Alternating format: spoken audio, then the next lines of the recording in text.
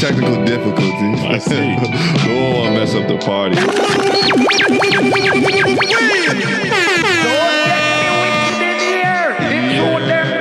Yes, Lord. We here. We'll let it rock out. I gave you like 5 seconds of some nonsense. It's been a wild week. My bad, guys. My bad. Let's get it. Bridgin the Gap podcast. We in here deep, episode 26. I'm hype. I don't even want to do an intro for real today. We should. Look, y'all know that's OG. I'm young OG. Man, it's been a while since we had a podcast. Business gets a little crazy. And, this podcast thing is still like, it's a project, that we just throwing around, catching the energy, trying to figure out how to make it work. So a lot of times we miss out on some episodes and some other things. We're learning, though. We'll be back with some sharper episodes, season 2. Why don't you just cut right to it? We're going to get right to it. No, I mean, the truth why we didn't have a podcast. Okay. I forgot all about that. Okay. Well, you guys know, as basketball players, we understand that as a team, you guys got to, team hold each other down. We aren't selfish guys. We always try to share the wealth. Some things I can't do, I look to OG to do, and the things that he can't, look to me. And if we both can't, then we go find somebody that can, partners, teammates. And one of our guys took a vacation unexpectedly. Yep. Went to Vegas for 24 hours. Yeah. Dennis Rodman. And we couldn't go and get him. Yep. You try to get Dennis back, MJ said. Like Dennis said, I need another 48. So that's why, too, on the last episode, we had a little different artwork because I had to make it do what it do. As they say, the show must go on. Yeah. But we are back. Ethan is back from Portugal with a tan. Yeah, a new haircut. He went on those. Ethan just graduated college, so I think he went on those little quick retreats to try to kind of like meditate in the sun, see where the universe is going to point him, how life is going to be. I understand. Now you're back. Let's get to it. No, but it's good to have Ethan back. Let's see. Is it a round of applause? Oh, that's a laugh. I give him a round of applause. Ethan's back in the crib, so we should have a good entertaining animation this week. Man, as you guys know, Hoopmountain Dubai, Hoopmountain.ae, Hoopmountain.ae, that's us, that coach and I, we're the faces and all that other good stuff, teaching your kids everything we can about basketball, building a basketball culture, sharing the wealth, passing the game on. Here in Dubai, going on for me, it's like 20 months straight here, killing it like this. Man, it's almost 2 years. That's light work. Light work, right? Yeah, all right. Get out of here, man. No, but we do a quick check-in. Today we're just gonna do a quick one. Ethan, how you feeling? Yeah, Ethan. Here. Both thumbs up. Oh yeah. Okay. Portugal is nice to the boy. Yeah, a lot of sun, good fish, good scenery. We all know about the scenery. Yeah, but he ain't been doing his push-ups, so I don't know if he was out there in the tank top or maybe those guys be out there on the beach with a shirt on. Yeah, that's good though. How about you, Zed? We checking in with the camera guy too. How you feeling? Good? Yeah, Zed got a nice smile. Okay. Yeah. How you feeling, OG? I'm good, man. I'm right here right now because, what I'm saying? Just for those of you that don't know, I closed out 2 victories last night. Oh, 2? Can you count? Just so you know. Hold on. You know what I'm saying? When it counted the most, we came through in the clutch. You had 2 victories? Yeah. But we sped up and we rocked on the college guys real quick. I was like, we got like 7 minutes, so it won't take long to get them. You try to get your number right. Yes, sir. Well, since we want to talk about it, in the last 3 weekends. No. Hold on. No, 3. It's this Saturday, the Saturday before, and the Saturday before that. Because remember, you had some close games, but you still couldn't pull them out. You guys know on Saturdays is our one day that we can bump with the teens we have, and some of the fathers come out and bump too. You guys know the magic number for NBA championship is 16 victories, right? So for me, it's like a playoff run right now. I believe I'm 12, my team, because it's never just about me. My team, I believe we're 12 and 3 in the last 3 Saturday runs, a lot of close battles. But coaching them still couldn't pull it through, and coach brought in some reinforcement. I am 48. But that's what we talk. He brought in some reinforcements. Mind you, we bring in, we have some teens, but I still play with our youngins, our 12, 13-year-old guys who got a little energy, our young ladies. Coach got 2 fathers. Come on, 2 man. fathers. One kid that can play a little bit. If we would have came earlier, we could have sent him to the States and played. And then one of our old college guys who was like 6'7" from Morocco. They call him the Moroccan Jordan. Come on, man. There he is, hyping stuff up. Am I lying? Come on. What 2 fathers did I have? What are we talking about? Yeah, Ethan. Yeah, Colin. I mean, not Ethan. Jason. Yeah, Colin. Yeah, you had separate times, man. Taha is newly married too, so say congrats to him as well. Taha, yeah. But he'll be a dad soon, so he's pretty much a dad too. And so I don't want to wish it on him yet, but yeah. Okay. You see how he quiet? He usually comes in here with a lot of that. That's because the L's are real. Yeah. I'm just saying, when it counted. You took those L's. I came through. You're only as good as your last game. Those of you that know hoop, that's how we go. You closed the gym. Bang. That's what we did. And you ain't got all 12 of those losses, but you got about 8 of them. I'm just saying. You got about 8 of my victories. I turned the lights off on that last one. I'm just saying. So, sorry. Yeah, hey. And I'm 48, just so y'all know. No, you still getting to it. 48. Spider web energy.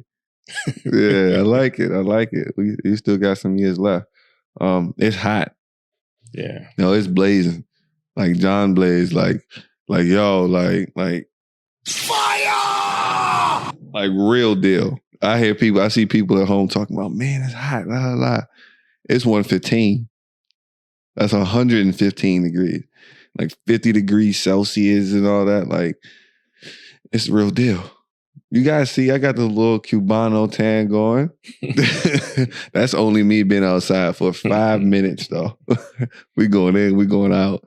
We spending it. Yeah, this cat said I looked Dominican the other day. I was sweating so much. Little Felipe Lopez. Shout out to the great Felipe Lopez. But man, basketball. Playoffs. A lot of teams took some L's. As we speak right now, we're recording. What's this? It's a Sunday here, and the Hawks are playing the Sixers, and the Hawks are spanking that. They can't get into it over there. They up like 17 in the third. But a lot has transpired. Let's just start with the teams that are home. Right. All right. And I want to start with Steph Curry, because we've been saying for a few weeks now, even from the very beginning of the podcast journey a few months back, that after the season his was done, that we were going to have an honest conversation. Okay. This is a safe space. Say, hey, you think this is a safe space? Yeah. Ethan, yeah, he hesitated. It's a safe space, right? So we're going to be honest. We're going to be transparent.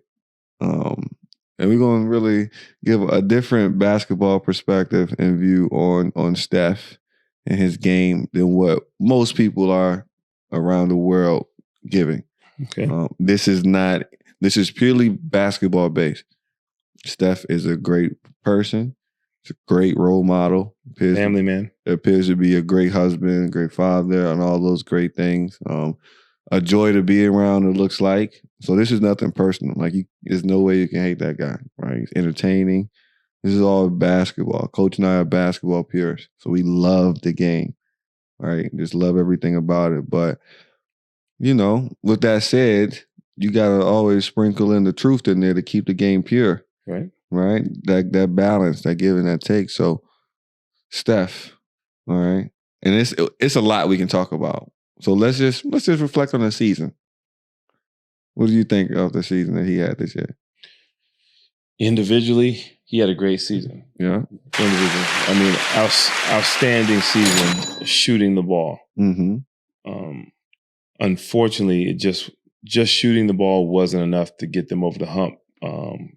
Along with Draymond Green and a few more guys they have on the roster have championship experience, and they came up short. And it's not necessarily Steph's lack of scoring ability, anything like that. It's probably a little bit to do with some of the other things that he may fall short on, in terms of defense and things like that. But I mean, he can't take anything away from him. The only issue that you and I probably had with most of the mainstream media is that even with the shooting performance he put on this year, he's not MVP. Don't sugarcoat it, OG. I'm serious. Go ahead and bring it to him, because let's talk about the roster he had, right? Yeah. The coaching staff that he has, right, and the perspective people put on him, or the place that they say he's the best in the game, right? He's the best point guard in the game. He's one of the top 10 all time, top 5 all time. Right. With that in perspective, right? When you look at them on paper, considering what they have, Wiseman went out, that hurt a lot. But when you talk about, even though Wiggins, we kind of label him as soft, but he's an 18 to 19 point per game scorer since his arrival into the league. 6'6", 6'7" on the wing. Draymond Green, 2-time Defensive Player of the Year, All-Star, champion, heart and soul of the team. And he's their facilitator. He's their point guard. You think about Looney and those guys were solid contributors on a championship team. And they have a lot of championship metal, so to speak. And then you mentioned their coaching staff. Coaching staff is what I consider, I think is A+. You got Steve Kerr, who's very innovative offensively and knows how to keep an even temperament to keep the team engaged and keep them together. And then Mike Brown's one of the best defensive coaches in the game. He was a head coach for the Lakers. Yep. You know what I'm saying?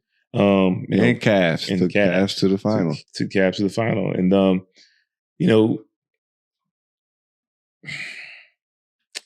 it's a lot of people going to be upset with this, but he was nowhere near being MVP this year. You got to win. You got to get the playoffs. They lost to the Lakers, and that loss they had to the Lakers, AD and LeBron were available. So we can see that. We give you a pass on that because those are two special talents, and those guys, basically, their talents are supersized. Yep. They got good size, good, length. But to lose to the Memphis Grizzlies, that's unacceptable. You got to beat them because that's Ja Morant, probably 60, 70%. Jaren Jackson. And just a bunch of hungry guys, Dylan Brooks was murdering them. Yeah, and so, you got to get it done. If you're going to be the MVP, you got to get it done against them. Yeah. I'm sorry. And people have done more with less. Right. People bring up Russ and him taking that OKC team to the playoffs. Well, number one, they were a 6th seed, right? And that team had a lot less. Well, a lot less than what you got right there. And you talking about just Draymond and the coaching staff and everything there. A lot less. That particular team Russ was on, when KD decided to leave, everybody picked them to fall off the cliff. Off the cliff. Everybody. Yeah. No one expected them to even make the playoffs. And for Russ to get him in there, and he's not, we know. Yeah. He's not. He's running the point, but he's not a true point guard. Right. Right. Exactly. So that leads me to the space where there's no denying Steph Curry's shooting ability. Right. We've talked about it before, but I'm going to say no debate for me. He's the greatest shooter I've ever seen. Yep. Right. No problem there. But I look at the game now and we talk about who would you say is the greatest defensive player ever? Greatest defensive player ever. Just off the top. Yeah, it's tough just because you tell me post, perimeter. Just whatever up top. I probably MJ is tough, but I'm probably going to say Pippen. Pippen, right? And Pippen was still very solid offensively. Yeah, very solid. Greatest defensive player. Right. But was he ever considered top 5 ever, top 10 ever? Anything like that? No. Who was the greatest rebounder ever? Maybe Dennis Rodman, we could say. We'll say Rodman. Yeah, Rodman, Wilt, greatest ever at those spaces, right? Right. My argument is that I believe Steph is the greatest shooter of every time, but that's not an argument to place him as one, a point guard, or two, top 5, top 10 in the game ever. I understand that what he has done has changed basketball, but I think basketball from entertainment value was changing. The NBA wanted a more offensive game. Need those seats to be filled, more entertainment, make the court wider, more space, can't touch anybody, all those things, right? I look at the offensive game now like inflation for money. Yep. The stats and everything is looking good. It's starting to increase each year, but it's not as much value with that scoring as it was back in the day because the resistance is different. Right? The dollar isn't as valuable now because it's not backed by gold anymore. Right. The same thing with the way this is going. Now, Steph, for people to say MVP, right? Steph is not a great facilitator. He makes very bonehead plays in the clutch. Turnovers with the ball in his hand, right? We talk about. And why is that? And I think because his handle is not geared like a point guard, like Trae Young. Yeah. Well, yeah, that's kind of what I was getting to in asking that question. Steph's handle is he's hunting a shot. Mm-hmm. That's, it's a little different than, say, Trae Young or Chris Paul, those guys. They're hunting a play. Mm-hmm. They're hunting the next play for a teammate. And then in the process, when they see an opening, mm-hmm. they can get a bucket. Mm-hmm. That's why Steph kind of has those turnovers at the end of the game, because he's stuck between trying to get a bucket and then towards the end of the game when everybody's keying in on him, there's less space. And so now he's caught between a rock and a hard place, trying to get a score and then all of a sudden trying to get off of it, and then it's a turnover. Yeah. Because he doesn't have the body type or the athleticism like Dame or even like Ja or any of those guys, right? And if people remember at the beginning of the podcast, we talked about how I would say that the trajectory, just as a better player, that Trae overall would be better than Steph. And people were probably looking at me crazy. But you're now kind of seeing it. The defense is unbalanced. They don't know what to do when he comes off that pick and roll because he's always looking for the next pass. Now he has shooters around him too, so he can facilitate because he has the greatest weapon on the court. He can shoot so far. Right. Now, with the way Steph shoots, double team or not, he should be able to work through that pick and roll, right? They had Steve Nash on that staff a year or two ago, right? And working around. Like, he should be better at that. He should be able to facilitate more, but he gotta fish screens. You gotta run him off 6 or 7 different ones. His teammates, Wiggins could be even better. Looney could be even better, right? They could be some Clint Capella types, right? They can get some of those get some Trey balls that we talk about LeBron used to get for those guys over there. Like, we got to start putting that on him and stop calling him a point guard and just call him what he is, a two guard. Like AI was small in stature, 2 guard. Like AI had a killer mentality. Steph's got a killer mentality. Killer. That's killer, right? So.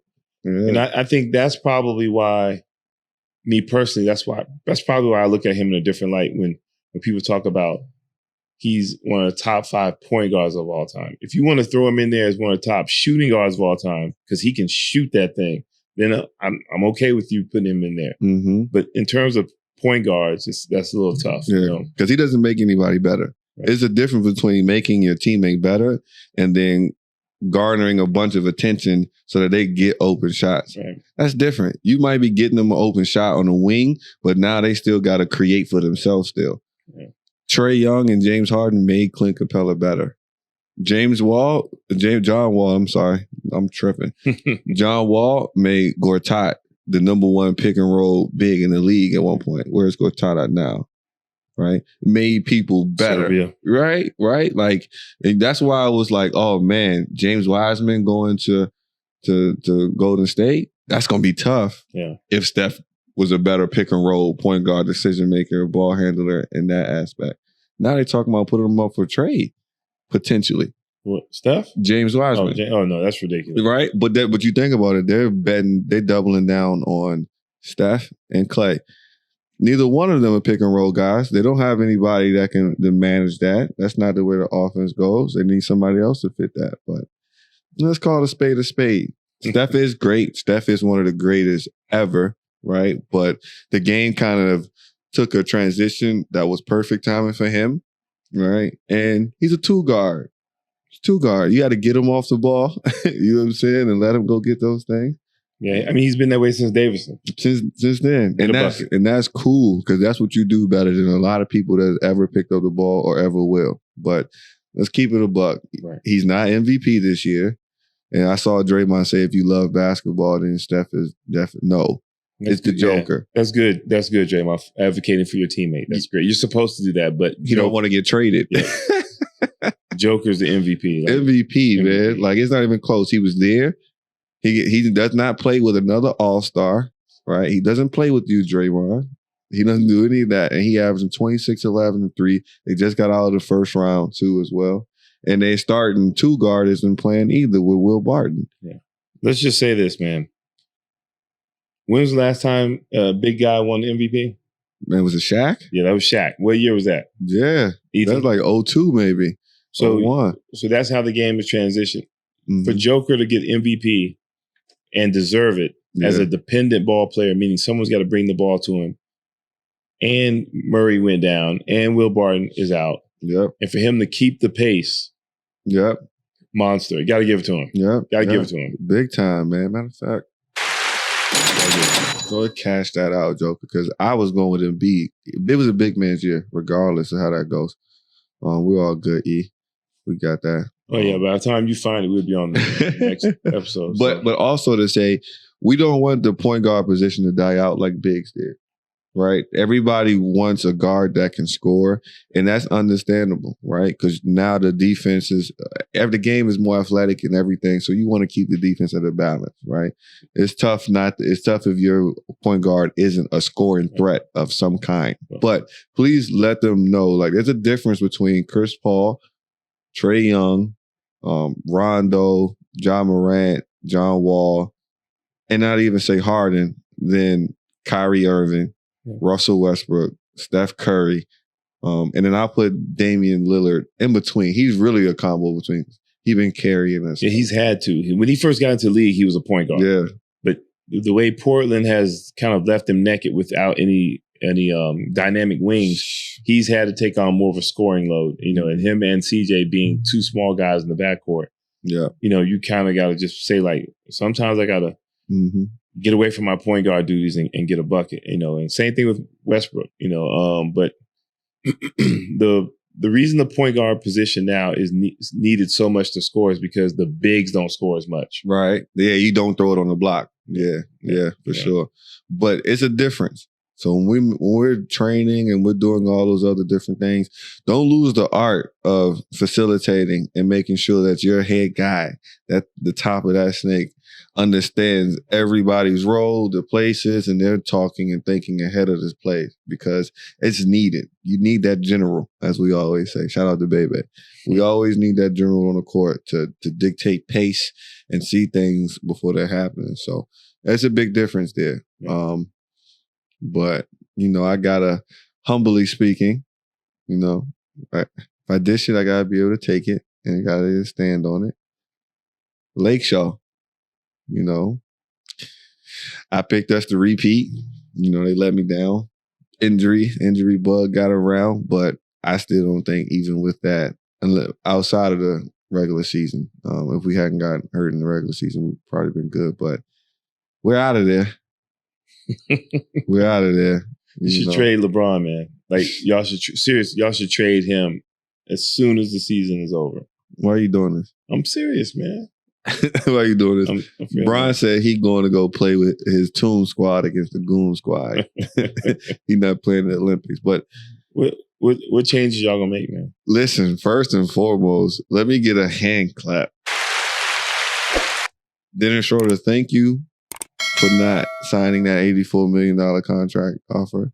I appreciate it. As a loyal Laker fan, if this goes viral and people know I've been a Laker, I've been bleeding purple and gold. And when we offered you that $84 million, my stomach started to turn. You know, I was getting Smush Parker vibes. You know Oh, no, don't do him dirty like that now. Don't do him dirty. I mean, at least Smush came up big in a couple games. I remember a few of those where he's like, whoa, Smush hit that. But let me say this. You have always said that Dennis Schroeder was a great backup point guard. I did. And we talk about the one thing about being a professional, especially a professional athlete, you start to realize that even though I've been great all my life against the other competition, when I'm playing against the 400 greatest in the world, what keeps me around is me understanding what I'm special at, right? Like understanding my niche and being great in that space. As soon as I come out of that, I start to show all my weaknesses and I'm not useful anymore. Right. So as soon as you said you wanted to be a starter, just like you did in Atlanta, right? Just like you did here because you had some success in the space that you were best in, we get a 0-point performance in a game 6. You know, a lackluster performance. He pulled up the stats from game 6. I don't believe he had 0. He had a couple 0 pieces in there. Because he had like 20. He had like a couple nights where he had like 20 plus. That was when AD was playing. Look, 20. Oh my goodness. He had 20. Well, he had 20 points in the last game we lost. And he had 0 the night before that and 8 before that. This is somebody who says he wants to be a starting point guard in Tinseltown in LA. Magic just came out and said he's not I don't think he's a Laker. Take it how you want it, but that's a fact. That's a fact. You got to show up when you wear that purple and gold. We should have still had Quinn Cook.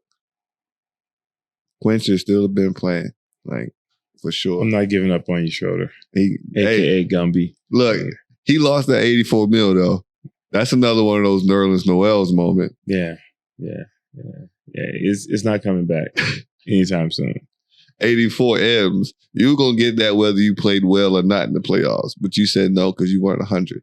Now you might get 50. Yeah. But you saved us. So maybe we can get a couple shooters come in. Marcus All, your time is up. I think that, let me, moment of silence. Kuzma. It's a wrap, champ. You know, it's a wrap. I see a lot of people talking about, they shouldn't have traded B.I. and Lonzo and all those other things. Now, what we're seeing from Lonzo and B.I. is a result of that trade. They would not have been able to ascend that same way if they were still stuck in L.A. and had to play under Bron. That was the best thing for their career. So we didn't do anything wrong by trading them to get AD because we did get a championship out of there. But what we do know is Kuz is what Kuz is. And correct me if I'm wrong, but I don't think Kuz gets any better. I think he reached his maximum point. Like, we don't know exactly what he's good at. He hasn't really figured that out. Don't rebound well. He's not a consistent scorer. Not very good on defense. You know, I think it's time for him to go to the Wizards or Sacktown. But I think he's out. I think we keep Schroeder, though. I think we keep him for less, and we'll bring somebody else in as well. Marcus All, you know, I love you, pal, but Mark, you got to hit the road, Jack. Can't come in out of shape, man. As a vet. Not for a contender. You know, not a ready-made contender. You're supposed to come in and push them over the top. Got to be in shape. The other big fella, too. Drummond? Drummond. I'm sorry. You got to be in shape, man. Yeah. I think we're going to keep Drummond, though, because he's so young. And like you said, he was out of shape, but he's never played winning basketball before, even been around winning basketball. Like, I've heard some stories. He won't ready. Well, that's my point. But like, he don't even know how to get ready. Right, but that's why whoever's making the personnel decisions, you got to keep either Dwight Howard or JaVale McGee as a safety net. I'm sorry. Yeah. Both of them balled out last year. That was the one that I was upset about, losing JaVale. Because JaVale is a championship caliber guy now. He's been there a few times now. More importantly, he knows his role. Knows it. And he plays it well. He's athletic and he's full of energy. Yeah. What we needed this whole series. Yeah. Of course, we keep Caruso and THT. Wesley Matthews, I don't know what that contract is like, but yeah, you can go, champ. I've been advocating for KCP to get him out of there for about 4 years. Come on, man. Yeah. You can't keep the only Laker to wear an ankle bracelet. That's the problem. He should have been gone. I just think it's time for a change all around. I don't know what comes in. Frank Vogel, I think that you stole a year because we won a chip, and I thank you for that because Laker Nation was deprived for a while. But you are up there with Terry Stotts for me for lack of adjustments or just messing up the rotation. You told me this last year he was messing up the rotation terribly, but we had a lot of vets. Yeah. Like, why? Everybody said it. Everybody's going to hear it. Why was Montrezl Harrell not playing? Right. Yeah, the only time Trez should not play that much is against Joker, Embiid, and pretty much that's it. Those are like the two prominent bigs in the league because he's not a traditional big, but everybody else, especially the Suns team that's running around like crazy, he's got to be in there because they need energy.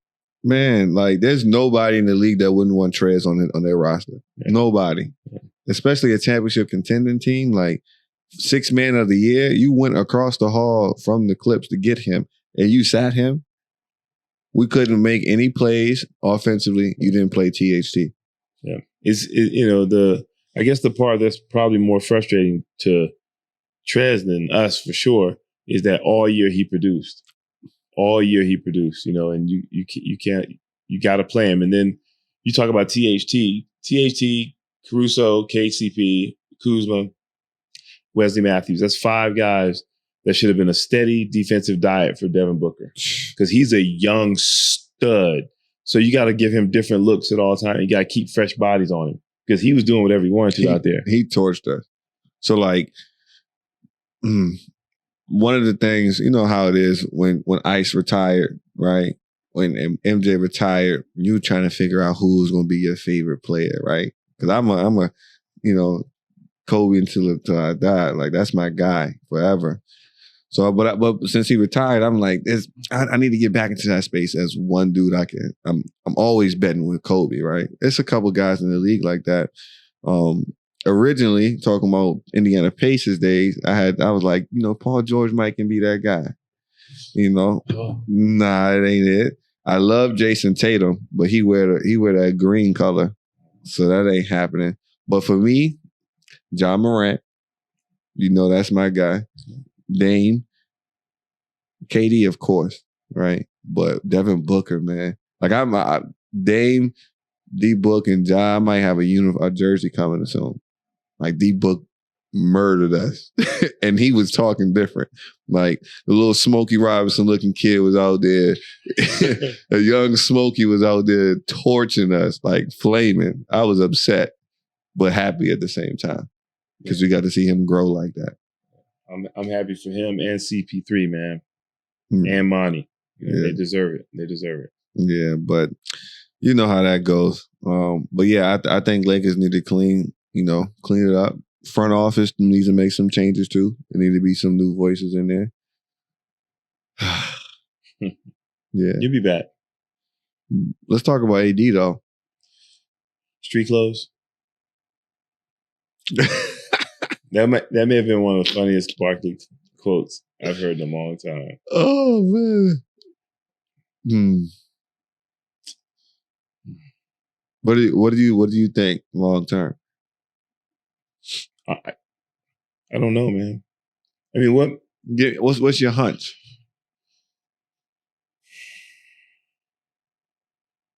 It's not looking good. I think he'll come back strong next year just because everybody's talking about him, but I think he'll go back into his normal mild-mannered, soft disposition because... Hold on. You call him a beta male? Well, he not an alpha male. Call him a beta. He's very talented, man. Why men can't be, soft spoken? He's from Chicago, man. Stop playing with him. Man, there's different parts of Chicago. You know that. You know what I'm saying? Man, drink some water, man. You sound like Oscar the Grouch. I know, man. All that yelling with the kids the other day. Yeah. We in season, man. You know how it is. I always lose my voice. Alhamdulillah. I just don't, honestly, I don't know what to expect from him. I think if he played a little tougher and he stuck to a winning formula for him, which is being in and around the paint, short corner, baseline, elbow area. I think he's unstoppable. Him setting up shop on the 3-point line, that's not going to help anybody because he's not a prolific 3-point shooter. You remember, and we always got receipts. I said before playoffs started that I was only watching one player. AD. Yep, and I said that because Bron is going to be 37 next year, right? As a Laker guy, we pick our stars strategically. So AD is there in a sense to pass the torch. It's supposed to be him taking us into the next 5 to 8, right? He's supposed to be in that space. I didn't know if he had the temperament to handle that. That first game against Phoenix, we got smoked. And the whole time I was watching, talking to my boys, and we're like, why is he shooting fadeaways the whole time? Like, what's going on? Why are you just relying on that early? When you got so much game, right? So, those next 2 games, I believe he shot, let's say free throws. He shot 24 free throws. He shot 16, and he shot 22 in 3 games, right? 3 separate occasions. Hold on, go back up top. Right where you were at last time. Yeah, stay there. Yeah. So right there, leave it there, right? So he had those games where he was shooting. Those wins we had, he shot 22 free throws and 15. And then the first loss we had, he shot 16. Right. At the free throw line. You're living at the foul line, kid. Right. That's it. And so the next game you come in, you shooting threes. First 5, 6 shots is threes and mid-range, and now we're in the place. I'm just thinking, like, people always talk about a killer instinct and Bron don't have it or whatever else don't have it. But, man, AD, you missing out on something too, champ. I don't know what it is, but you're not giving yourself an opportunity to be a sustainable star like that. Top 5 talent, everybody says that. Right. But I'm not giving him that no more. Why are we calling him a top 5 talent? We can say top 5 play or top 5 talent. Yes, that is there. You can say top 5 talent potentially. Yeah, yeah. But I mean, I'm not picking him over Giannis or Embiid or Joker.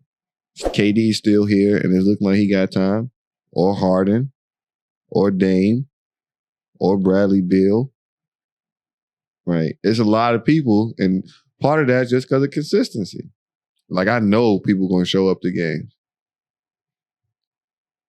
Bradley Beal was in that space, and he came out of it, so maybe AD will. I don't know. You always said he grew too fast. I don't know. I want AD to be great, though. Like, it's just sitting here watching, like, yo, what do you got? What you going to do, man? Like, how's it going to work? What is that old saying we used to say? Don't let him off the hook. You just can't be that talented and have somebody inferior guarding you and let them off the hook by shooting fadeaway threes. Just can't do it.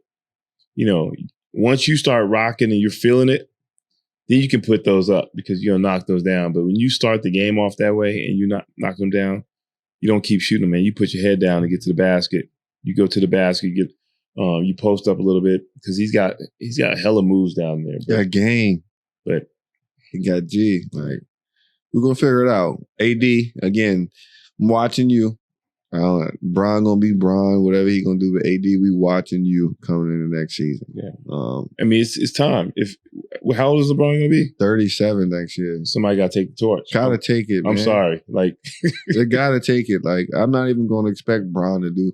And the game just look different now too. Bron looking old a little bit because them young dudes making him see like, man, like Bron can't make the moves these youngins is making no more. No. This is the moment too to where I'm like, Bron out in the first round. Lakers not in it. Heat not in it. Spurs not in it. This is the pendulum switch. The league is shifting. Yep. And you talk about just looking at the game and how it's being played. Right. Bron game looked very different from all these up-and-coming stars. Jason Tatum, whatever. He don't want to get caught on the island with none of them at this point in his career. He's still Bron, but it's a different space. No, it's different. It's different. Trust me. Anybody that's an old ball, it's different. It's different. Except we don't play pickup and be a young stud and have people double teaming the old guy. Just so y'all know. Cut it out, man. But yeah, my leg show out. So that's enough of that, man. That hurt my feelings. But what we did get from this playoff run was the young stars, as we just talked about. John Morant, Jason Tatum, Devin Booker, Donovan Mitchell, and then Trae Young. Donovan Mitchell. Oh man, no disrespect. We almost forgot about Luka. Oh my goodness. Yes. yes. We cannot mention I be feeling like Luka old though. Because he got an old man's game. Yeah, he been playing pro since he was 7. So, I mean, the league is in great hands. Yeah. Right now, the teams left in the playoffs, none of them, it's been at least a decade since one of them have won, or they have never won before. So the league is in great hands, but let's start. And Julius Randle, too. I put him in that space because he did have to carry a team. He's not quite the caliber player of those guys, but Jason Tatum, let's start with the guys that are already home. Stay up top, champ. You don't got to scroll down. Jason Tatum, 50 pieces. Just making sure you steal one from the Nets. Bad dude, King. Bad dude. But what you saying? We gotta see him. We know he can score the ball. I need to see him do that other stuff though. Like what? He rebound. I gotta see him balling up a little bit better. Yeah, because he between him and Jaylen Brown, that reminds me of kind of like a Pippen Jordan type perimeter right there. See, the one thing that I get and I see when I look at Tatum and Brown is I see T-Mac and Vince Carter. And that's my problem. So I feel like, and for the young guys that don't know, T-Mac, who is also Vince Carter's cousin, when he first got into the league, he was a Raptor. And he played alongside his cousin, Vince Carter. This was prime time, like prime half man, half amazing Vince Carter. He played with him in Toronto.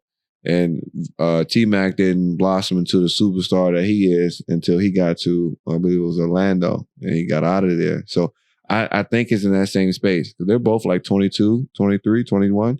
And people are saying they can't coexist together because somebody got to be alpha, somebody got to be Superman, somebody got to be Robin. No, I beg to differ. They both have had moments where they both have been dominant.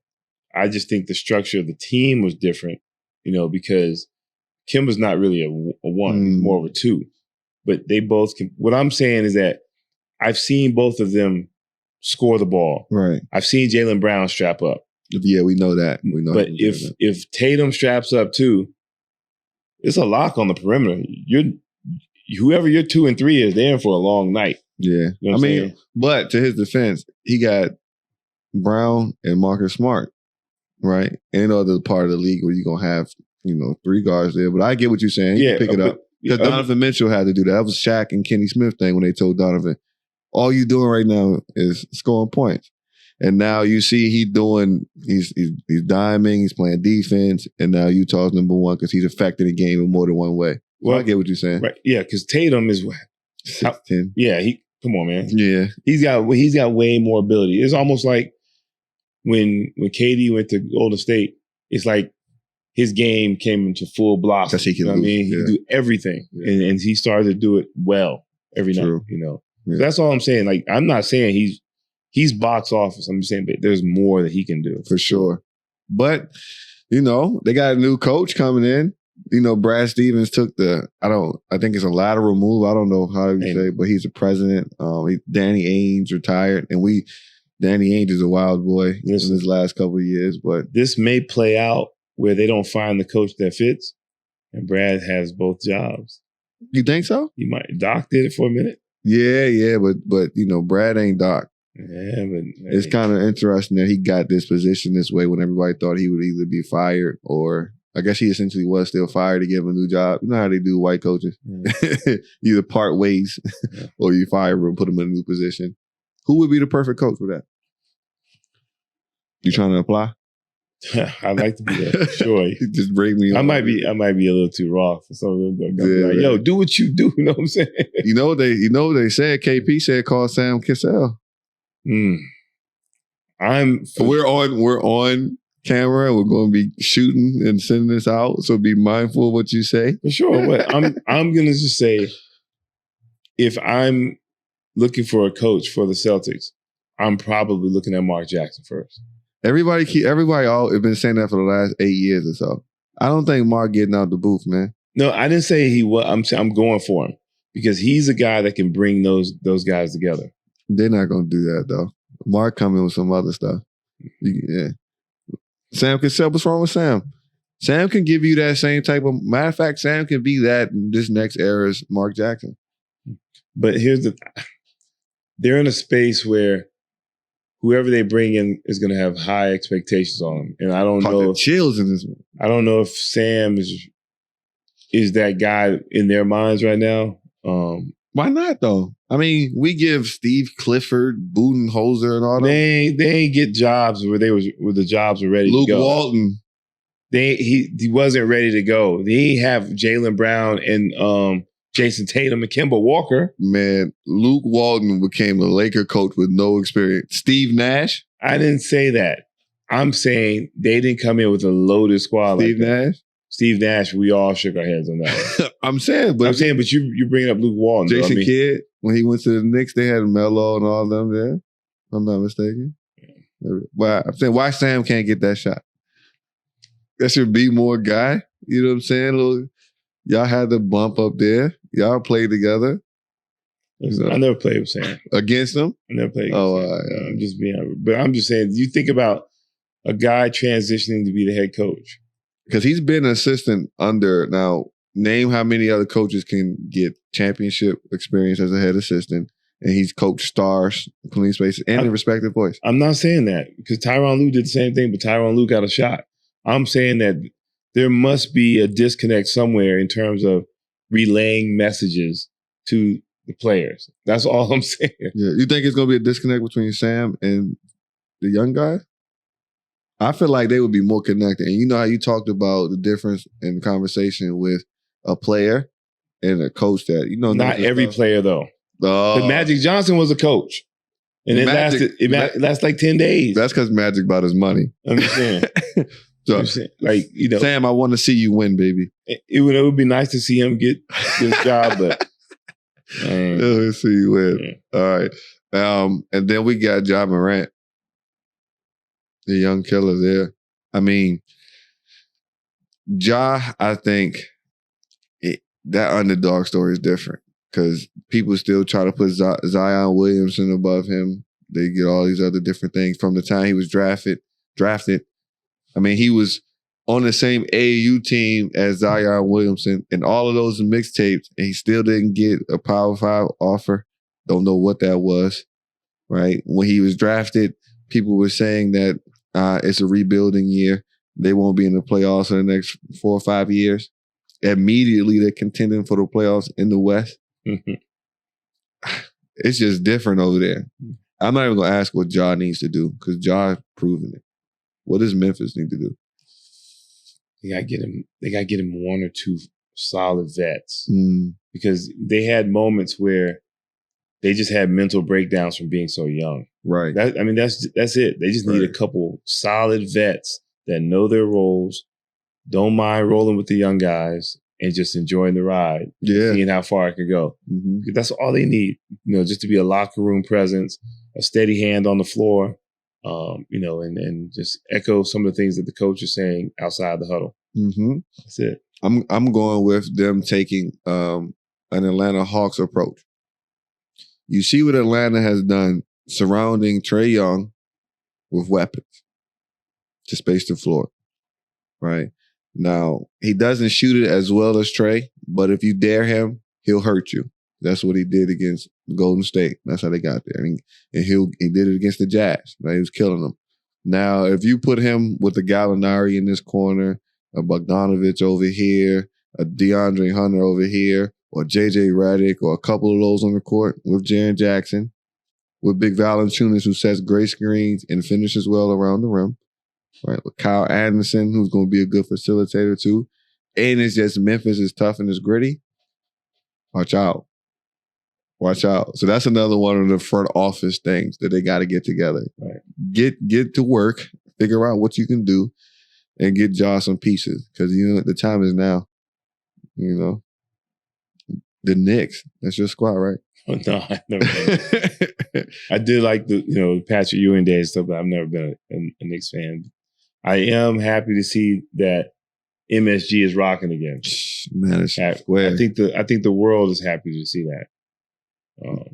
But they're catching a lot of flack right now, especially Julius Randle, because they fell short. But what do we expect? Man, they overachieved to me. Woo.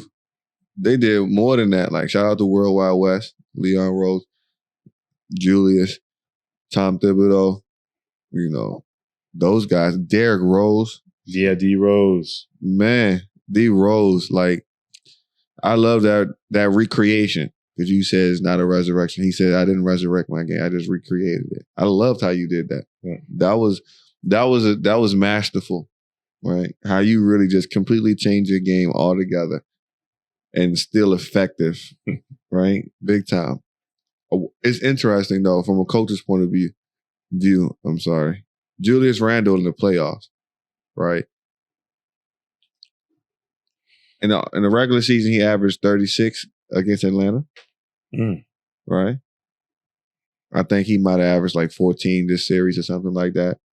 And people are going to look at him and be like, you choked or whatever else, who don't really understand basketball. But let them know what that really was. Schemes, game planning, regular season, one-on-one matchups. Very few coaches, especially in today's NBA, are going to show their hand during the regular season. They're going to play you straight up. They give you some mixed coverages sometimes, but they're going to play you straight up just to see how it plays out. But once you get that 7-game series, there's no holding back, and you're gonna take away a lot of the things that you want to do. And the play where Julius is getting guys and backing them down from the elbow, and they take that away, coming from his blind side rather. And forcing him into, going to his right a little bit more and making not decisions to score the ball, but to facilitate the ball to the open guy. Yeah. And it threw him off, and that just as much as it's his fault, because he does need to work on that aspect of his game a little bit. Tibbs has got to make the adjustment a little bit too. And his teammates got to help a little bit more too. So it was, but again, they overachieved. Mm-hmm. Not one person out there should say anything negative about the Knicks. Not one. Man, they got a good future, for sure. Better than they were. Let's just say that. Absolutely. And, you always talk about players, and Shaq says it all the time too. When you get to the playoffs, your game got to increase. Your points per game, your rebounds per game, everything got to increase, especially as a star player. But typically, you're talking about those role players that had to do better for the Knicks. They shot worse because now those closeouts are harder, right? Everybody is getting to those spots better. They're really calling out plays. The game plan is different. So your 3-point percentage is going down, especially if you're not a pure 3-point shooter. Right. Right. It's different between JJ Redick, and who else we say? Joe Harris, than it is somebody that's streaky like an Austin Rivers. Right. Right. Like, whenever this ball touches Joe Harris' hands, you're like, man. Yeah. Did you get there in time? Even though the closeouts are much harder in the playoffs. Like, people are making sure they get that left hand high to get there so you don't have space. You got to get it off quicker. So now you see that. So now it's like, okay, what does New York need? Hey, Lonzo. He is shooting better. And his space is better. And what was the first thing you said? Facilitate. Yep. I'm thinking a facilitator like that, you get Mitchell Robinson back healthy. And then you put a couple shooters around them, maybe one or two. And just overall, from the experience they gathered this year, they'll be better next year. Yes. Just because, they'll be a little more comfortable come playoff time. And they still got vets too, that Todd Gibson and D Rose. Yeah. Like, Now expectations will be higher next year. We'll see how they have to deal with that, but I think they'll be better for sure. Yeah. And that scouting report gonna be different. Ain't no more catching nobody off guard. Right. We're gonna be ready. And it's MSG. So every time somebody steps foot in there, like a star, like Trae Young or whatever, they're trying to put on a show. Right. Because of Spike. And so y'all gotta be ready for that fire. But shout out to the Knicks for a great season. Go back up there. Who am I missing on the Young Bucks? So Trae and Luka. I think Luka is self-explanatory. Like, future MVP of the league. I usually hate saying stuff or hearing people say that, but it is what it is. Yeah, he's honest. Yeah. Luka is amongst that. Like, he's torching the Clippers, like having his way with them. Right. And I don't want to hear anything about Kawhi being clutch because it is one game. Everybody, as soon as he starts out this one game after getting 40 piece for the last 6, he all of a sudden clutch in one of the top 3 players in the league. No, he's not. Cut it out. You know? But Trae Young, man. You remember on draft day, Trae was traded for Luka. Everybody was like, Atlanta's never going to get any good deal out of that. Yeah. Those are people that didn't really watch him in college and study the game. They had no idea. You know, you turn on the tube, you see Oklahoma playing, you're like, okay, this kid that everybody's talking about, he's okay. Ain't nothing special. He slight of frame, crazy hair, shooting the ball from half court, you know, just running up and down. You know, no one really understood that he is Steph Curry like. He's Steph Curry like, but more in the point guard mold. And what we thought he would do, he's doing it. And he easily is the point guard of the next 5-6 years. Put up, as we're recording right now, they're playing. Let me see what their stats are. They're playing.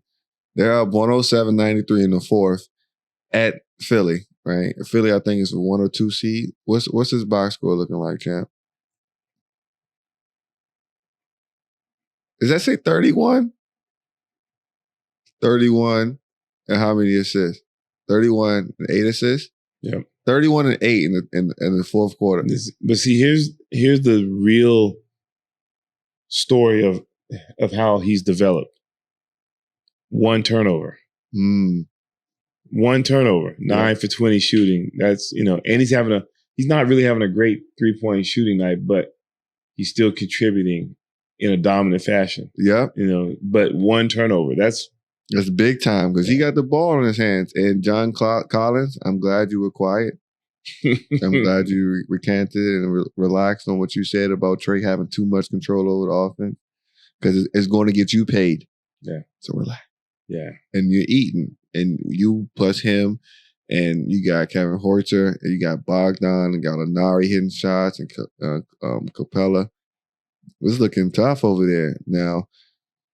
You know, Embiid is killing it. It's 28 and so, but you know what the biggest issue is always going to be is what are you going to get from Ben Simmons? And is Danny Green going to have an off night one night? And is Steph Curry going to come through or not? Like, yeah. The Hawks looking like they want to go Eastern Conference Finals, big dog. I know. More important, I mean, I think Seth and Danny Green will do what they do, and if they're getting those kickouts. But Ben Simmons, he's got to either if he's not going to shoot the ball and space the floor, he's got to be hella aggressive downhill. Right. He's got to.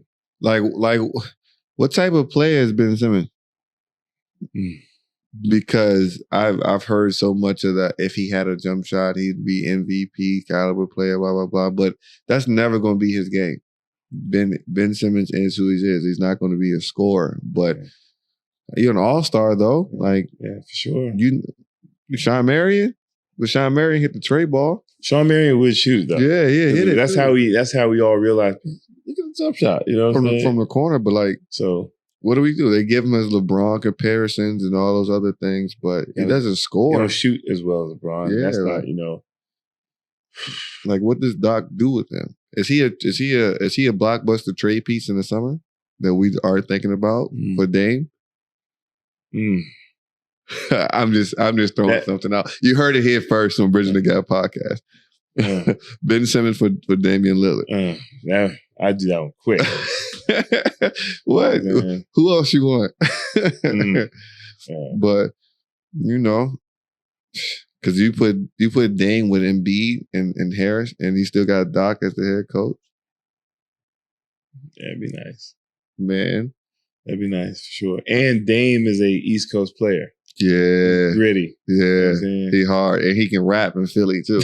He can get his bars off. But yeah, Trey, you're killing it, man. We love the young stars. Donovan Mitchell came back ready to go, on fire. We love that for sure. Go back to the topic list because there's one space. Oh, the coaches. Okay, so Steve Clifford parted ways, mutually agreed to part ways in Orlando, whatever that nonsense is. He got fired. He sucked. You know what I'm saying? You firing Alvin Gentry and Lloyd Pierce and all those guys, and they don't get a severance pay and everything else to get out the door. They just get kicked out. But Terry Stotts, we talked about this earlier. We talked about this a few times because we always say that, Dame, you got to get out of there. Y'all seen the Get Out movie. That no, champ, don't look at the cup. Get out of there. But Terry Stotts, I told you I didn't think he was the right coach because I didn't think he was solid enough for adjustments. Yeah. But my defense was that he had run his course there. Yeah. Because there were other years where he did a fantastic job and everybody acknowledged that. But listen, I'll tell you this. This for anybody out there not really understanding kind of what we're talking about. If you coach shorthanded multiple years, you get to the point where you get set in your ways and you become stubborn and you only believe in certain guys. That's why Dame gave Stott so much love, because he said he allowed me to be me. Because we know some of those conversations before practice, after practice, as they're walking out from a timeout, over dinner, or whatever, he's saying, yo, you got to get it. You know what I'm saying? If it ain't you, so I can keep my job. If it ain't you, it's CJ. Hey, listen, don't forget, we got Melo in the corner. That's what he's saying, because the front office hasn't necessarily, left him with a full cupboard. And they've been getting bounced, but they've always been in the fight. Yeah. And so but when you've been somewhere 9 years, you just run your course. Yeah. You know what I'm saying? Because he is an NBA coach. Yeah. I mean, I would love to see him in New Orleans or even Orlando or whatever else, because a different space. He just ran his course. If this had he been fired, say year 6 or 7, the whole coaching community they'd be up in arms. But you did 9 years. Yeah, you did 500 wins. You did a good bid. That's 9 years. Who gets that? Yeah. So it is what it is. That brings us to the point, though. Dame said immediately, he quoted my man Nipsey. He said, how long, man? Yeah. Until, the opportunity meets, right? Like, I've been preparing forever. Like, what's going to happen? That's how I feel right now after the news we heard today. Listen, life is tough. Life is not tough, but, the battles are battles. But Dame came out the day after and was like, look, I want Jason Kidd. And then as we were walking into the podcast studio, J. Kidd said, nah, cuz. J. Kidd said, Portland is a great organization, but no. You know what that means to me? The Lakers announced Jason Kidd as the new head coach. For sure. That's what I hear. It's like, nah, Dave, I'm not coming, but I wish you the best of luck. Right? Yeah, it's tough, man. It's tough to take over that roster and move to Portland if you've already been a head coach. Mm-hmm. Yeah. And you were already the head coach of the Knicks. Yeah. And then the next time you were the Bucks coach with Giannis. Yeah. Right? So it's different space. But I also think, that's a signal saying, nah, that front office ain't for me. Yeah. Because you let go of Gary Trent. You signed Derek Jones to a big, 18 mil or something. You don't even play him. Norman Powell's going to be a free agent at the end of the year. You traded for him to let go. Like, what's gonna happen? Right. Like, what that front office needs a spring cleaning, right? And then I'm here saying it now. CJ got to get traded if they want to keep Dame. If they want to keep Dame, CJ got to go. Right. Not because CJ's not great. CJ, you are great, but Stephen A. said it. You said it. You guys are too short back there. You got to have some type of balance. Like, CJ, you are great. Like, I mean, there are a bunch of other teams that Lakers, we could use your services. Like, there are a bunch of people that can use your service, but for them, they got to make another big implosion. They got to make a change. Right. Yeah. And Melo's a free agent too, so we're gonna keep an eye on. And it's time. It's time. We've been watching the same movie for a while now. Yeah. So they've been coming up short. Yeah. But yeah, you can try out for that Portland joint too. Scroll over. All right. Now, just quickly, we'll get into KD. Okay. Now, KD had missed 556 days of basketball and all these other different type of things. You know, he's averaging 34 in the playoffs right now. Remember we had that talk, and I was like, look, I don't think he's going to miss a step when he comes back. And he's like, that injury, though, and he's wiry and all these things. That's a bad man. Yeah. Well, my thing was, how are they going to play him? Remember I said, many minutes. Because remember I said, he's not going to come in and take it easy. He's going to go at you. Mm-hmm. And so they had to, remember he came out flaming and he tweaked something. Then they had to slow it down. You know what I'm saying? But if they weren't listening to that, they'd be in trouble. They could be in trouble, but they listen and he is what he is. We know he's a bucket. Come on, man. I don't think there's anybody that scored better.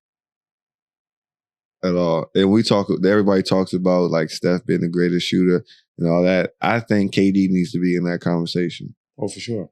Like, top 3 shooter ever. It's a difference between somebody that's a volume shooter from the outside, but KD is so methodical and he's technical. Like, he gets to where he wants to get to, and that's the easiest shot for him. So if it's him taking the tray ball, hitting his hezzy pool or mid-range, he'll take that. But no one's going to give him the credit for it because he's 6'9". Oh, he's 7 foot for real. All right, so whatever he is, no one's going to give him the credit for it because it looks too easy. That's the problem. Man. That's the problem. If you don't, think about it. If you don't play the game or you haven't played, with high-level guys, you don't realize how special he is. Mm-hmm. You just see it as, he's supposed to. He's 6'. No, he ain't supposed to be moving like that. Yeah, and that argument that he's a scorer. Yeah, he's a scorer, but shooting is a part of scoring, and he does that better than, I don't know, I'm saying 99.9% of the league that ever played. Like, I'm saying if KD took 22 3-pointers a game. Oh, come on, man.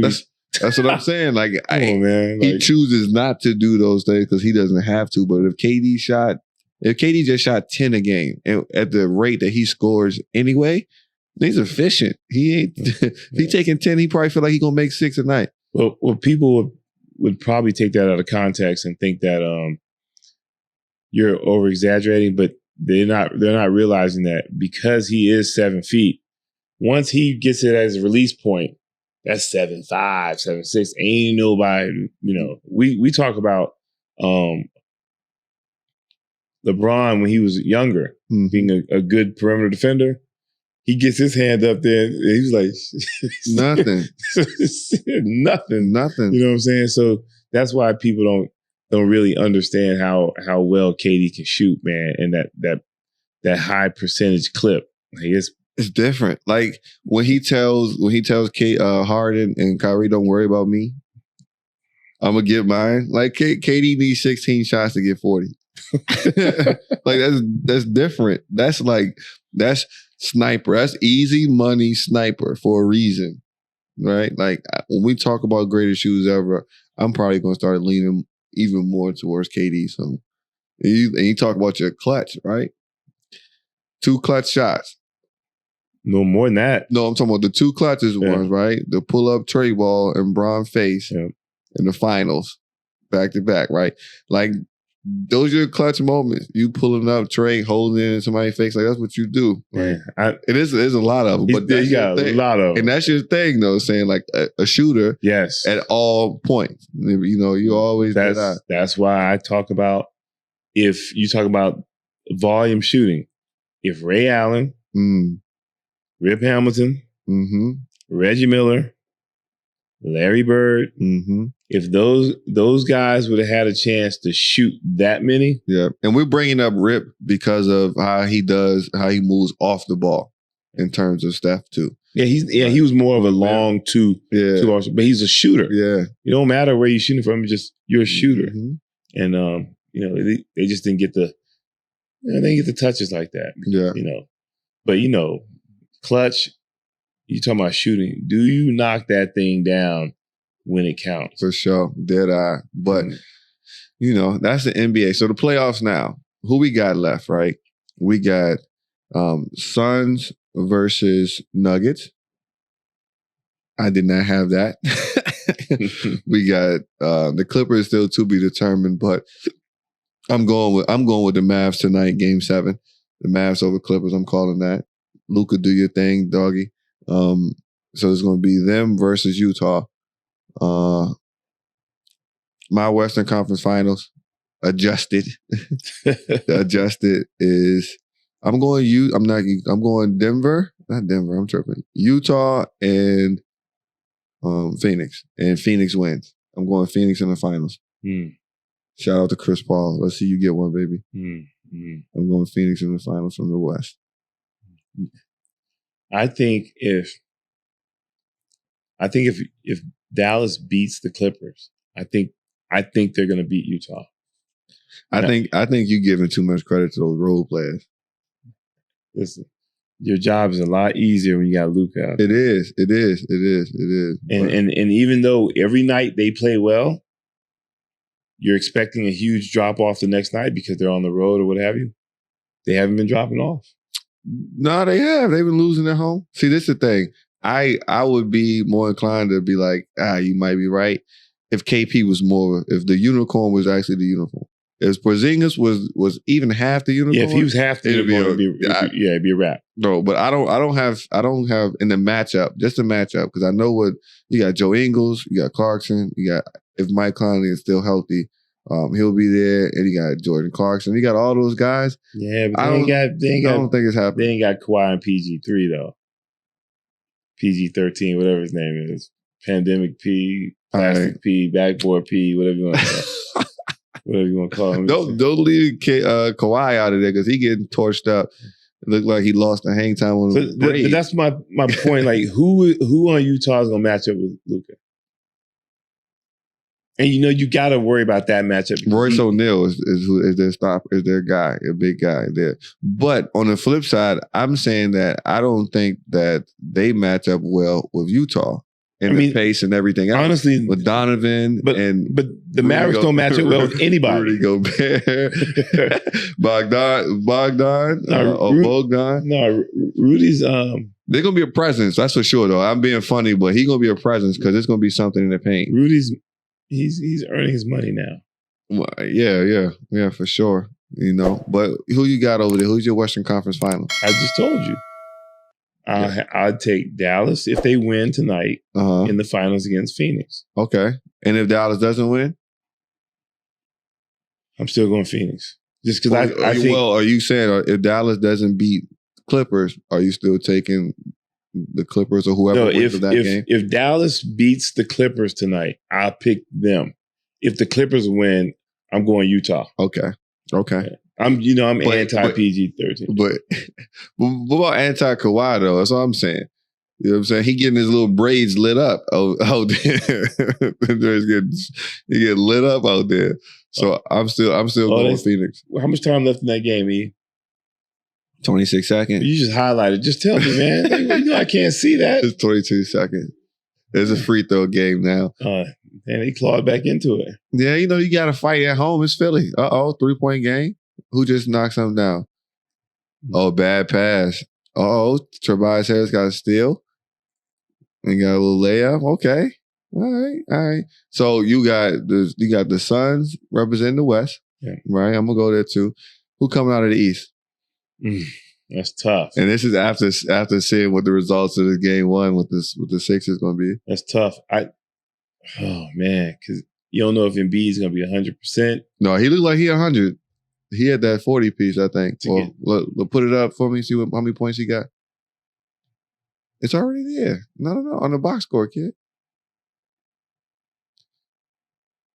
Yeah, he got 36. I'm more 13 for 14 from the free throw line. I'm thinking it should be Philly and the Bucks if the Bucks use their size, but because Harden just went down, man. Ooh, yeah. Listen, I'm not betting against easy money for nothing. I ain't worried about him. I'm worried about somebody scoring 25 points on 25 shots, and they're really a two guard. Kyrie gonna be okay. Stop playing with him. All right. I'm going with so you gotta make your pick. Who you got coming out of the East? with no ifs, ands, or buts. If the Nets make it to the Eastern Finals, I didn't say no ifs, man. I can't help it, man. Like, it's a toss up, man. I know you like Kenny Smith, man. You don't know what they're gonna. You just don't know what they're gonna do. All right, you want me to just pick somebody? All right. Yeah, go with your gut. I'm going with the Bucks. All right, Bucks versus Suns. Yep. And who got that? I'm going CP3. Okay. I don't think he won't be denied this time. Yeah, inshallah. Inshallah, I get there. I'm going to say I got the Suns versus the Hawks. No, I'm lying. I'm going Suns versus Sixers. Okay. Suns versus Sixers.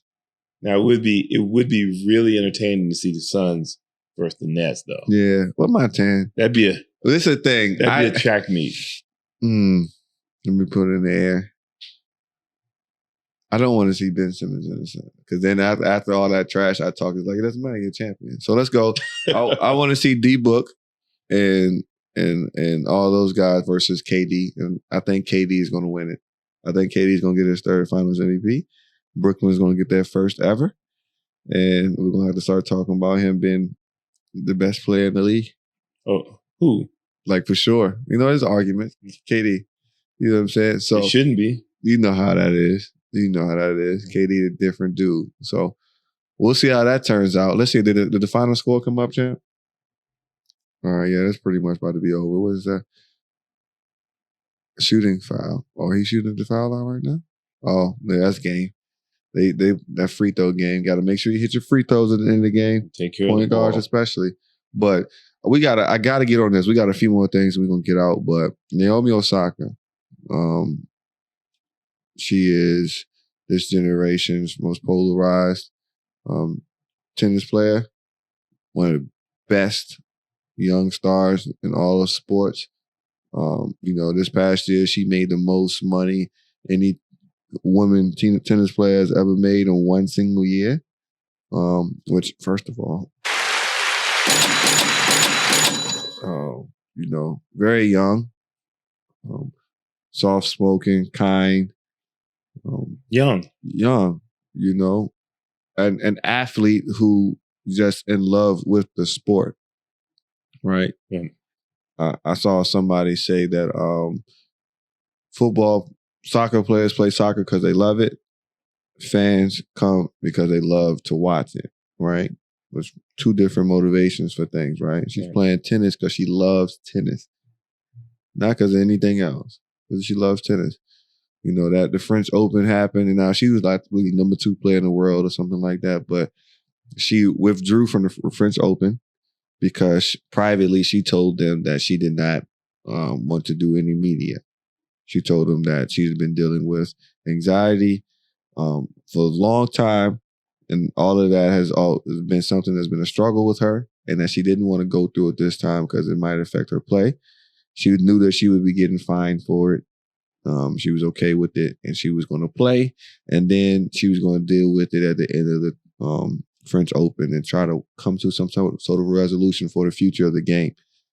It got into a whole media frenzy, something she didn't want because clearly she wants to be out of that anyway, and so she withdrew completely. Those conversations became people saying athletes are spoiled. Don't play the sport if you don't want to talk to the media. You need the media. The media pays you. All those other different things. And, I'm a millionaire now. I don't want to talk to people, blah, blah, blah. Really misinformed, because the point of that was she really said she had a high anxiety talking in front of people. I don't know. I know you had speech class when you were at Temple. Had to, didn't you? No. Well, I had speech class. Coach Thomas made us do speech class. Right. And we had to do it in college too. Public speaking is tough when you're just in front of your classmates. Right. We talk about national media, people critiquing you right after a game. That's one of the. Is it an outdated thought process? Yeah, it's completely archaic. It's the dumbest thing to want to talk to somebody after the heat of the moment. Mm-hmm. That's ridiculous. Nobody, if you win, you might be able to get through because, you got happy thoughts. Yeah. You lose, you ain't trying to talk to nobody. Mm-hmm. You know what I'm saying? Why are you interviewing coaches at halftime? Yeah. And they should be talking to their team. Why are you forcing people to come in and talk to the media 20 questions by 20 different people, and they're asking the same thing over and over, just different ways? Mm-hmm. It's ridiculous. And like you said, that back in the day, the reporters used to be in the locker room before they even got out the shower. Right. Yeah. You could be in there with your towel and you got to do an interview. And the media would wonder why you say some dumb things sometimes, because why are you invading our space? Give us a moment, let us get dressed and we go out and speak to you. And when you do speak to the athletes, let me repeat this again. When you do speak to the athletes, try not to ask the same question over and over. And then don't ask anything that the average fan didn't see. Because if you watched the game and you saw what happened, there's no point in reiterating it again, and that's the thing that kind of gets on some, athletes' nerves. And then someone like, this young lady, she genuinely has an issue speaking to the public. So she should be allowed to speak to the media whenever she feels comfortable. And if she's willing to take the fine, so be it. Leave it alone. Yeah, exactly. Leave it alone. And just appreciate the time when she does talk to you. Yeah, because to be honest, like, nobody plays the sport hoping and dreaming that they can be in front of people just to talk to them. Right. You didn't pick up that tennis racket for that. The media does not make the athletes. Yeah. Right? The sports media don't have their job and their positions without the athletes in those sport teams. And to be quite frank, a journalist can write a story without a quote from anybody, right? And journalists have said that. It's like, I don't necessarily need anything. Now it's just left up for my own interpretation, so I can write what I write and do what I do, right? But you don't have to have somebody talk, because as Serena and some people say, like, I just finished a long match. I'm an athlete, so my sleep is important. I got to train in the morning, but instead I have to be right here with you answering the same questions you asked me for the last 10 years or whatever else that lead to nothing, right? But you say athletes have to. And it's a different time period. Athletes, you really don't need the media for anything, right? Because of social media, right? You talking about a $15,000 fine she got? The Calm app, which is something that people use to meditate and all these other things. LeBron had a partnership with them. They pay her fines for her. They just came out and said, we'll pay her fines for her and contribute to all this other stuff. So the money people say the athletes are getting from media and everything else, not the same. And with Instagram, you hit the Instagram now. If I want to talk after the game, just turn my phone on. Right. I can go on live, hear it directly from me. Right? I don't need a beat writer after that. Right. I don't need any of that. I'll go on Twitter and put it there. So maybe you should be more grateful if that's the case. Right. And then be more sensitive to what's going on with other people. Yeah. I mean, that's why I said be more appreciative, because these athletes make so much money now. They could take those fines. Listen. It's that money that I'm trying to get right now. Sometimes some things are wrong, but you just got to sit with it. Because Diddy just came out, because most recently the Tulsa massacre on our Black Wall Street documentary just came out. Yep. Diddy said, look, let's be real. We can't make anything change. Not education reform, not anything without money. So a lot of us have to, Jackie Robinson, keep our mouth closed until, we can get through that door or whatever. Now that she got through that door, now that she got that money, she lets you know those things wrong. So I'm not dealing with her no more. And you need me more than I need you now. Right. Right? It's that F you money, as you say. That's what we're trying to get to. Right? Because that changes up a lot of things. Sometimes you just got to do something for some money. Now that you don't, people feel like you're entitled. Like, nah. When you get to a certain space financially, it's very liberating. Lord have mercy. Absolutely. Thank God. But to round this out, Deion Sanders, prime time, probably one of the greatest. Oh, and Atlanta got that victory too. Prime time. Stole one. Yeah, stole one at home. Prime time. I Am Athlete. That's one of the podcasts that I love. Brandon Marshall, Ocho Cinco, Channing Crowder. Was it Fred Taylor? And my boy Lou Young was on there a little while ago with his comedy stuff. But Primetime had a great episode, talked about HBCUs and all those types of things. And Prime got a cadence when he talked, like a preacher. Right. Right. And he always throws some things out there. And he had a question that he brought up because he said a pastor or somebody brought it to his attention. And I was immediately, it just stuck with me. And I was like, I wonder what OG think about this. But he said the pastor asked him, are you at peace when you don't get what you want? I was like, man.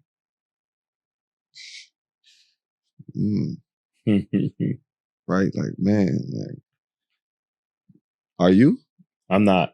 You're not? I'm not in that space yet. Yeah. But like, first, I'm not even sure I know what peace feels like. You get what I'm saying? Yeah.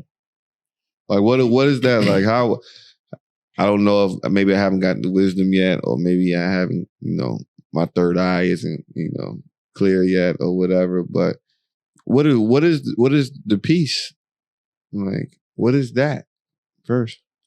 For me, like I said, I can't speak for anyone else, but for me, peace is just being able to wake up in the morning and feel as though everything that I'm going to do today is something I want to do. Peace is me going to sleep at night knowing that I did everything to the best of my ability today that I feel proud of. Therefore, I can be restful tonight. Yeah. And so for me, I'm not thinking of it in terms of monetary value or anything like that, material things. Mm-hmm. I'm just thinking about my inner peace. You know how I am sometimes. Yeah. I get in the car sometimes and I don't want to hear anything. No music. So I go to my room and I'm listening to whether it's classical, jazz, hip hop, whatever. But I'm just in my own space and I'm moving at my own pace. I know I'm not harming anybody, and I just know that I can walk around and know that I'm a positive person. That's peace for me. So, depending on what he means in terms of his description, I don't know. But for me, it's just, my own self awareness that, I don't have to worry about disrupting anybody's life or harming anybody in terms of some of my actions or something like that. Or, by my words or something. Shut up. That's Tupac right there where he said, not harming nobody. So, you know what that means. I just like to be able to move easy behind the scenes, Yeah. That question really had me thinking. Right. Because I've been in spaces and we're getting towards the season finale episodes, and we'll talk more business at that time. But I get frustrated sometimes, and I've gotten better as I got older of controlling my frustration with other people, right? Because we put so much work into things, and I've learned this, that there's no age difference, or there's nobody older. No matter what their age are, they can still be kind of missing the point and not giving as much, right? So you'll be at a space to, when I see that at this point in my life right now, when I ask, are you at peace when you don't get what you want? That's me kind of being at peace with the actions of somebody else that could affect me, but knowing that I did everything that I was supposed to do, and that I can't really expect somebody to see things the way I see them, or to work the way I work, or to, you know, be as ambitious or self-reliant as me. And that does give me some peace. Because before it's like, man, I did everything I thought I needed to do. I was great in school. I got a master's degree here, graduate certificate here. I did this, I did that. And everybody said, a little self-promotion there. Look, I got to give some love to myself, right? Because we're not just basketball players. Right. Like I did those things. They told me I needed to be a great community guy. I was there. They said doing things this way was going to get you here. You could do all those things and still not get what you want. Right. But you got to find peace within that. So one of the parts is like, yeah, we all got our own journey in certain spaces. But the peace for me comes in the fact that I really control myself. Like where I'm going to go, I know that I'm going to make those decisions based on what I want to do. And I can live with that. Right. Because I gave myself the tools, right? I started looking at it like, man, I got a master's and I don't have this, as I gave myself a nice toolbox. So if I don't want to do that, I'm not going to do it because I can figure out what else to do, right? I can get that. So that's something that, you know, I want to share with people who may not have seen it. Think about that. Are you at peace when you don't get what you want? And then what else? That actually should be the wrap up. It really should. That's crazy. I know it was crazy. Yeah, we'll give them a one-liner if that. Maybe a good little, breakdown. I'll let you jump into it. Let me get your theme music started. I know how you like that. You know. Oh, I thought you were about to give me something crazy. You know what I'm saying? We're going to the wrap up. So that is episode 26. Our post-game wrap-up was with that OG quote from Primetime. Think about that. Think about where you find peace at. Neon Dion. Yeah, think about where you find peace, how you can manifest. I don't even say manifest that. How you can create it, how you can get it together. Thank you guys for tuning in. As you guys know, Hoop Mountain DXB, Hoop Mountain Dubai, Hoopmountain.ae. That's us. Check us out. Hoop Star Shootout coming, our final one. All-Star game. Let's get it. It's going to be great. As always, keep it simple. Keep it real. Keep going.